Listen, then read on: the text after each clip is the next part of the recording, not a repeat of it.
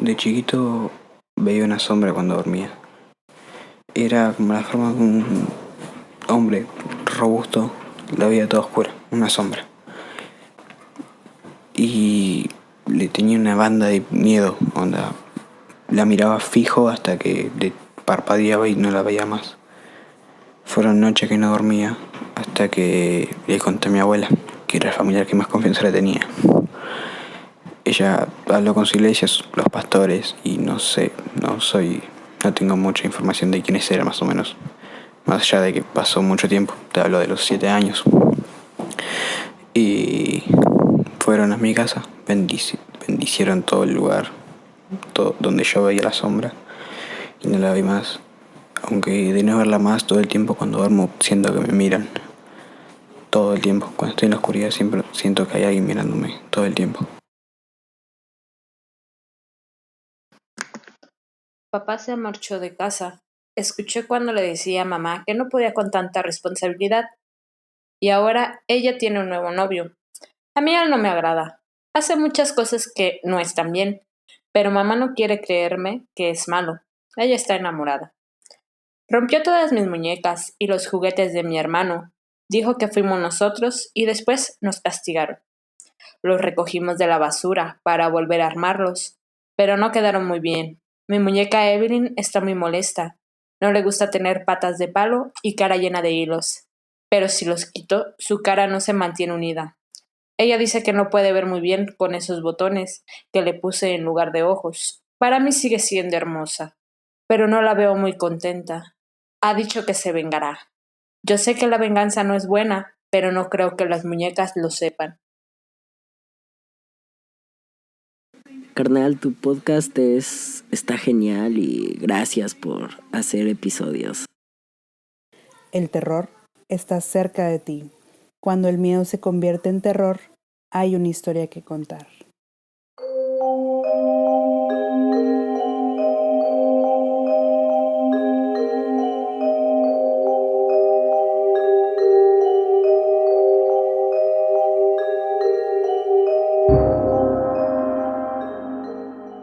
Hola a todos, bienvenidos a un nuevo episodio del podcast Terror cerca de ti. Este es un episodio muy especial, ya que se cumple un año desde que el podcast salió al aire. Un año que me ha traído grandes sorpresas, principalmente el alcance que ha tenido este proyecto. Nunca imaginé llegar a tanta gente y ser tan bien recibido. Agradezco sinceramente todos los mensajes que me mandan, sus comentarios en las redes sociales, sus recomendaciones. Todo esto me da la energía y ganas de seguir adelante. A un año de seguir con el podcast, para los que escucharon la entrevista que me hicieron en el programa Big Bang Radio en Reactor, inicié este proyecto como una iniciativa, al no encontrar podcast en español que contaran este tipo de historias. De ahí nació la idea de Terror cerca de ti. Como lo he mencionado en otras ocasiones, soy padre de familia, con 2 hijos y un trabajo de tiempo completo. Y mi esposa, la persona que me empujó a iniciar esto. Y créanme, no es una tarea fácil. El poco tiempo libre que tengo lo dedico a investigar, leer, grabar y editar. Me encantaría tener más tiempo para hacer todo esto y poder traerles mayor contenido. Pero bueno, todo esto para agradecer a todos los que semana a semana han escuchado el podcast por este año. Gracias infinitas a todos ustedes. Finalmente, recuerden seguirme en mis redes sociales, @terrorcerca, en Twitter, Facebook e Instagram, donde además de que publico contenido adicional a los episodios, pueden enviarme mensajes, pedir saludos, recomendación de historias o sus propios relatos. Ahora sí, la historia que les traigo esta semana supuestamente es una historia real. Llega a nuestros días gracias a la existencia de un solo documento, un panfleto de 16 páginas publicado en Alemania en 1590. Este documento fue rescatado y traducido en 1880 por el autor inglés, también sacerdote católico, conocido como cazador de brujas, Augustus Somers. Algunos conocerán su nombre por ser el traductor del libro Malleus Maleficarium, The Hammer of Witches, aquel que fue usado como manual para la identificación, captura y castigo de brujas, es decir, el documento detrás de toda la cacería de brujas e inquisición usado en todo el mundo. Como dato curioso, este libro fue la obra más vendida solo después de la Biblia por más de 200 años. Esta historia sucede a finales de los 1500. Para ser más preciso, en 1582, en el pequeño poblado de Bedburg, Alemania, donde se desató una ola de acontecimientos extraños, por llamarlos de alguna manera. Era una época en que los brotes de la plaga negra azotaban este lugar. La guerra entre el catolicismo y protestantismo traía ejércitos de las dos fees a este lugar, por lo que la muerte no era del todo extraña para los pobladores de Bedburg. Sin embargo, una serie de eventos despertó aún más el terror entre los habitantes. Algunos de los granjeros del lugar encontraban a sus animales masacrados. Los restos del ganado eran descubiertos descuartizados, los animales abiertos. Lo primero que los habitantes pensaron era que alguna bestia los estaba acechando. Su primera idea, un lobo o una manada de lobos, eran los culpables de estos ataques, los cuales duraron más de 10 años. Pero con el paso del tiempo, estos ataques no solo se quedaron en animales. Algunas mujeres y niños del área comenzaron a desaparecer en condiciones sospechosas. Ya saben, mientras caminaban cerca de su casa por la noche o algún lugar ahí cercano. Algunas de estas personas desaparecidas fueron encontradas, pero habían corrido la misma suerte que el ganado. Algunos cuerpos habían sido encontrados masacrados completamente, destrozados, por lo que, de nuevo, parecía ser un grupo de feroces lobos. Pero algunas otras personas no fueron encontradas nunca. Se pudo confirmar la muerte de por lo menos 13 niños y mujeres, 2 de las cuales estaban embarazadas, y descubrieron que los bebés aún no nacidos habían sido arrancados del cuerpo de sus madres y aparentemente comidos. De algunos otros, solo pequeños restos fueron encontrados, partes del cuerpo parcialmente comidos, por lo que fue muy difícil determinar con certeza el número exacto de víctimas. El terror entre los habitantes se hizo ver inmediatamente. Grupos de hombres armados, con lo que se encontraban a la mano, rondaban por los caminos alrededor del poblado. El pánico hizo que otro tipo de rumores comenzaran a circular. Al no encontrar rastros de una jauría de lobos, los más supersticiosos y miedosos atribuyeron estos horrendos crímenes no a un lobo, sino a algo aún más aterrador: un hombre lobo. Uno de los grupos de hombres armados encontraron cierta noche los rastros de lo que parecía ser un lobo. Al seguirlo, vieron a lo lejos al animal, así que comenzaron la persecución. Por fin habían encontrado al animal culpable de estos crímenes, y no pensaban dejarlo ir fácilmente. Persiguieron al animal por un par de horas, hasta que pudieron acorralarlo en un rincón del bosque. Pero para sorpresa de ellos, al acercarse a este, descubrieron que no era un lobo, sino un hombre, cubierto con jirones de tela y pieles de animales, gruñendo. La sorpresa de los hombres fue aún mayor cuando vieron de quién se trataba. No era cualquier hombre, sino uno de los granjeros considerados rico y más respetados del área, Peter Stump. Peter nació en Alemania, cerca del poblado de Colonia.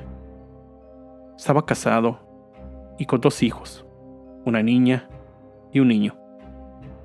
Dedicó toda su vida al trabajo del campo. Su esposa murió, dejándolo al cuidado de los hijos. Tiempo después, comenzaron rumores que lo relacionaban con otra mujer. Mucha gente del pueblo lo consideraba como un miembro ejemplar de la comunidad, como un amigo. Pero todo esto acabó cuando fue acusado de los crímenes.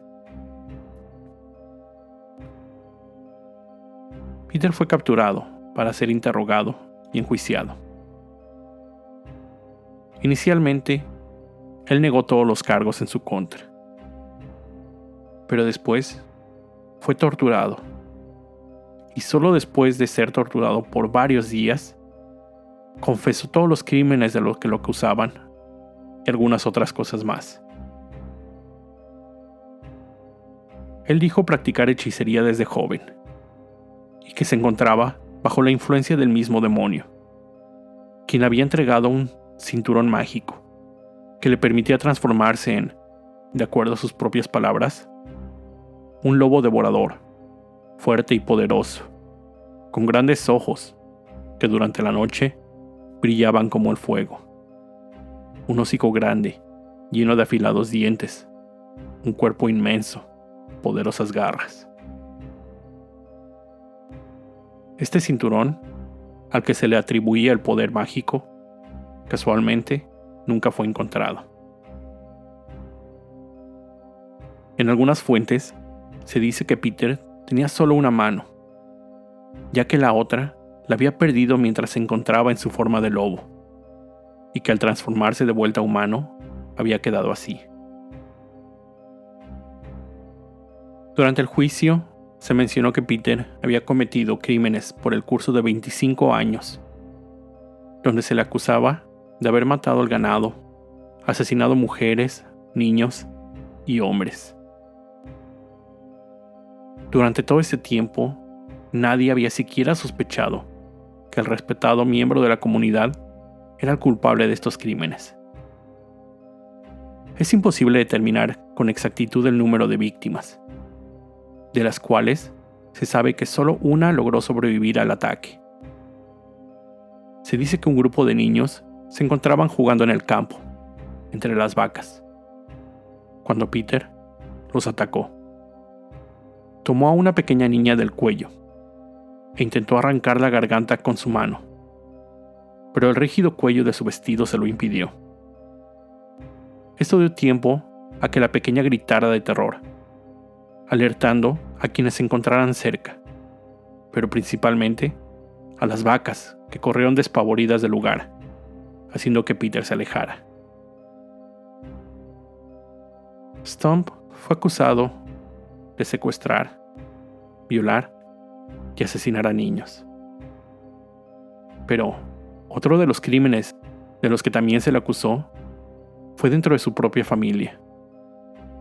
Se decía que Peter mantenía relaciones incestuosas con una familiar y su propia hija. También decían que a su hijo lo había llevado al bosque, donde lo asesinó y comió su cerebro. El 28 de octubre de 1589, Peter Stump, o el hombre lobo de Bedburg, como fue conocido, fue encontrado culpable de los crímenes de asesinato, canibalismo y hechicería, y sentenciado a morir por estos. Ahora, es importante también encontrar un razonamiento ante estos hechos. ¿Es realmente un hombre capaz de tan atroces crímenes? Pero sobre todo, mostrando una fuerza sobrehumana, como era descrito. Es difícil saberlo. Existen 2 teorías del por qué Peter fue acusado de estos crímenes. Algunos historiadores piensan que Peter, de la religión protestante, solo fue usado como pretexto, ya que, como les decía, su confesión fue hecha solo después de ser torturado. Fue el pretexto usado por la iglesia al acusar a un hombre de hechicería y pactos con el diablo, con el fin de atraer nuevamente a la gente al catolicismo. Recuerden, era una época en que el protestantismo comenzaba a ganar muchos seguidores y la Iglesia Católica necesitaba recuperarlos. La otra teoría es que el esposo de una mujer de su familia creía que estos dos mantenían una relación, con lo cual comenzó a esparcir el rumor y lograr que lo acusaran de incesto. Junto con Peter, su amante e hija fueron declaradas culpables y sentenciadas junto a él a la pena de muerte. Pero Peter sufrió la peor de estas, ya que su cuerpo fue atado a una enorme rueda, estirando cada una de sus extremidades. Con pinzas al rojo vivo, el verdugo arrancó pedazos enteros de piel hasta llegar al hueso, en 10 diferentes lugares. Después, rompieron sus brazos y piernas, con el lado sin filo de una hacha. Finalmente, fue decapitado. El 31 de octubre de 1589, la fecha que ahora es Halloween, los restos de Peter, junto con su hija y amante, fueron quemados en la hoguera. Y como advertencia para cualquier otro practicante de la hechicería, la rueda en la que Peter fue torturado fue puesta en exhibición en lo alto de un poste, del cual colgaban 16 tiras de madera, representando cada una de las 16 víctimas de asesinato de las que fue acusado, y en la punta del poste, la cabeza de Peter. Esta historia trascendió, convirtiéndose en un personaje usado frecuentemente en libros, películas y canciones, principalmente del género heavy metal. También es mencionado en el libro El Exorcista y la película por consiguiente, y en muchos otros libros sobre hombres lobo, en los cuales en muchos casos representan a este personaje con solo una mano. Actualmente existen algunos indicadores en Bedford que señalan el lugar en el que sucedieron algunos de estos hechos durante la vida de Peter. Esta historia me deja con dos ideas. ¿Sería Peter culpable del abuso y asesinato de mujeres y niños, causando que la gente atribuyera estos crímenes a un monstruo sobrenatural, en lugar de pensar que un ser humano sería capaz de estas atrocidades? Actualmente sabemos de muchos casos en los que sí es así. Pero del otro lado, ¿fue este simplemente la historia de un hombre en el lugar equivocado y el momento equivocado, causante de envidias entre los habitantes del pueblo, siendo acusado de hechicería, similar a lo que pasó en Salem y la cacería de brujas que ahí sucedió? Nunca sabremos. Quiero agradecer a todos los que participaron enviando sus audios, pero un especial agradecimiento a R. Ledesma, Aldo Arzate, Leslie, Nayeli Beltrán y Claudia Bernal. Con esto llego al final de este episodio. Como siempre, te recuerdo Siempre estar alerta de todo lo que pasa a tu alrededor, ya que el terror está donde menos te lo esperas. El terror está cerca de ti. Cuando el miedo se convierte en terror, hay una historia que contar.